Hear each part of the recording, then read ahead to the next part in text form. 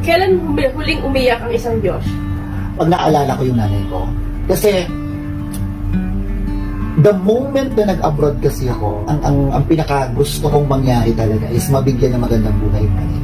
Yun lang talaga yun. And parang nag-uumpisa pa lang ako, yung parang 1 year pa lang ako dito, nag 1 year pa lang ako dito, so parang nag-uumpisa pa lang ako na, sige, pagtatrabahuhan ko to, para sa'yo to. Parang inspirasyon mo siya. Oo, para magpatuloy, para maibigay ko yung gusto ko. Yung gusto ko mag-for good sa Pilipinas. Kasi parang almost half of my life siguro nasa ibang gusto ko rin magpahinga, but then again gusto ko tapusin lahat. I mean lahat ng kung saan ako merong